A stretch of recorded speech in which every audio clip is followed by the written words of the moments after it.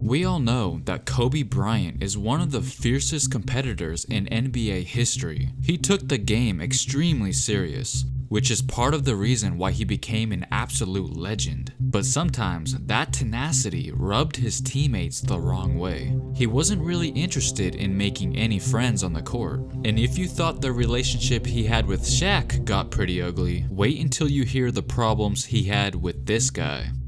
Smush Parker. He wasn't the greatest player, but he definitely had his moments. He played the best basketball of his career as a member of the Lakers, but apparently even the best version of himself was not even close to acceptable in Kobe's eyes. Going back to the beginning of his journey, Smush Parker was sort of a New York City basketball legend in a sense. He turned many heads when he played in the streets of NYC. He would play college ball at Fordham University, and after his sophomore year, he entered the 2002 NBA draft, but unfortunately went undrafted. Although he was disappointed, he kept grinding and would eventually get discovered by the Cleveland Cavaliers, who decided to give him a chance. But he wouldn't stay long. It took him a while to find a place that wanted to keep him. He would then go on to have a short stint with the Detroit Pistons and the Phoenix Suns, until finally he landed somewhere where he could fully unpack his bags. In the summer of 2005, he signed with the LA Lakers, and that's when he began to receive some recognition, as surprisingly, he would be named the starting point guard under coach Phil Jackson. They knew that Parker wasn't really all that efficient and tended to not make the best decisions on the court, but he was pretty much the only option they had. His numbers did not blow anyone away, but with Kobe as his partner, the Lakers did have a solid defensive backcourt. He at least gave them that. We know Smush was mentally strong due to the amount of adversity he went through to get to that point, but it was clear who the alpha was on that team. So that puts you in a real bad way. Then you have to almost play him straight up. You play a good offensive player straight up, and you're in trouble. How deep is that? I think that's a block over. That's an Olympic. Parker kinda had a reputation of being stubborn at times, which meant he was reluctant to fall in line at first. It's good to see Smush Parker here, who is taking his first rest of the game. He actually missed the Lakers plane yesterday from Los Angeles. Smush told me simply he overslept. He and Kobe had a difficult time getting along and did not particularly enjoy playing with each other. They made sure to handle their business on the court and kept it cordial, but off the court, they wanted nothing to do with each other, and Kobe certainly made it clear. He told me one day in practice, I tried to talk to him outside of, basketball, about football, and he looked at me in practice and was dead serious and said, "You can't talk to me. You need more accolades under your belt before you come talk to me." That ain't right.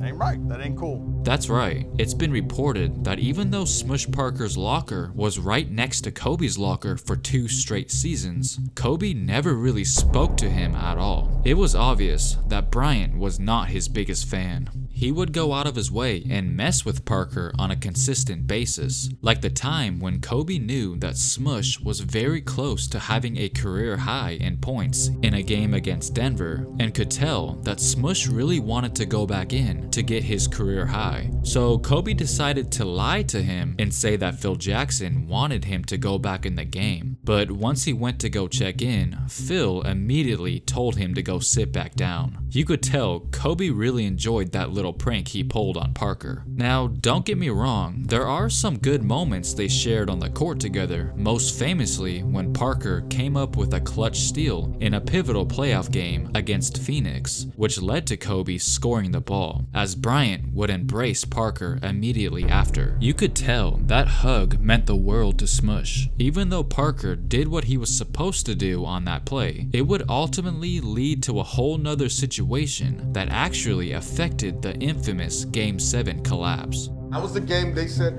he didn't shoot in the fourth quarter.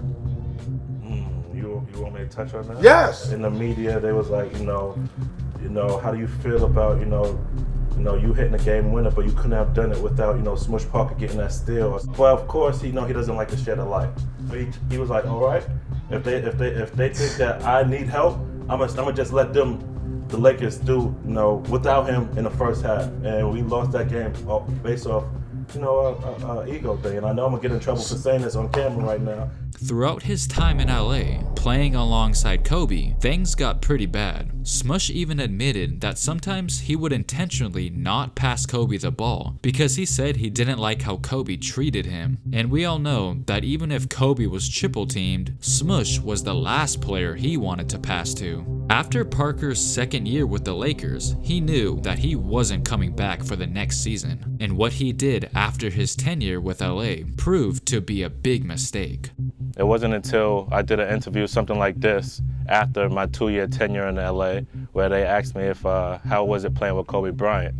And I just said, honestly, it was just an overrated experience. I never said anything to knock his game. I just said the whole experience playing with Kobe Bryant was overrated. Not only did he express that the experience playing with Kobe was overrated, he also went on to say that Bryant was a horrible leader and that the organization catered to him like no other. That bold interview he did ultimately led to his demise, because ever since he said what he said about Kobe, their beef really intensified. Kobe eventually found out about that interview Smush did, and he made sure to get him back for the things he said. For years, Kobe fired many shots towards Smush. I mean, I gave him his little 30 minutes of fame again.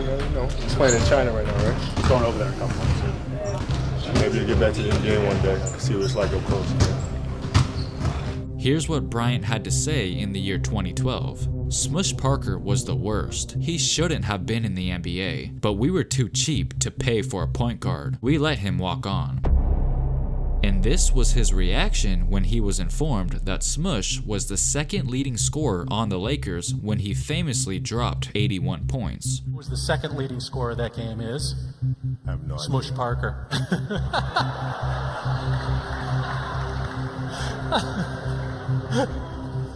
Oh, that's so good.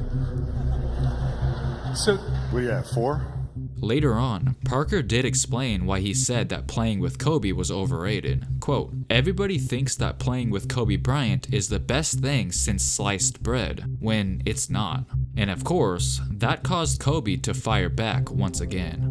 Quote, I tell Steve Nash, you won MVP, but I was playing with Smush Parker. He's playing with Leandro Barbosa, while I played with Smush." While Kobe went on to continue winning championships, Parker's time in the NBA didn't last too much longer. He barely played with the Heat and Clippers before exiting the league. He would bounce around several international leagues, basically falling off the face of the earth, and is now mostly known for the feud he had with Kobe. Won a championship with Smush Parker? No. No. Okay, He and I so don't there- talk, by the yeah, way. I was going to So, say, yeah, that answers that question. That's one of the people that would probably say I was a bad teammate. Yeah. Even to this day, it looks like Parker never really gets the respect he believes he deserves. A guy like Steph, and I'm very humbled by those comparisons, but I feel like I try to pick a little bit of a lot of point guards. A guy like Steve Nash, Kyrie Irving, Chris Paul, especially a guy like Damian Lillard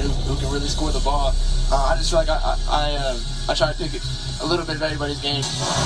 Weird, Smush Parker did not make that list. As time went on, Smush Parker eventually made peace with the whole beef, even sending a few letters to Kobe in an attempt to reach out to him, but never got the chance to run into him in person. He said he hoped one day the two could finally make up, but as we all know, that will sadly never happen, as Bryant is no longer with us. Parker was devastated when he heard the news. It's unfortunate that I'm not going to be able to get that opportunity now. No, if I could verbally speak to him, I would verbally apologize to him. You know what? I was wrong, and I'm sorry. It was us, it was him and I in a backcourt. We started in a backcourt for 2 straight seasons. Excuse me. And it was us against the world. One, I definitely want to be present at the funeral. Legends never die. Kobe will never die. Shaquille O'Neal at least got the opportunity to patch things up with Bryant, but unfortunately for Smush Parker, it's a little too late. So what do you guys think about this once toxic relationship? Feel free to comment down below. Also, I would really appreciate it if you would leave a like on this video, and don't forget to subscribe. Thanks for watching.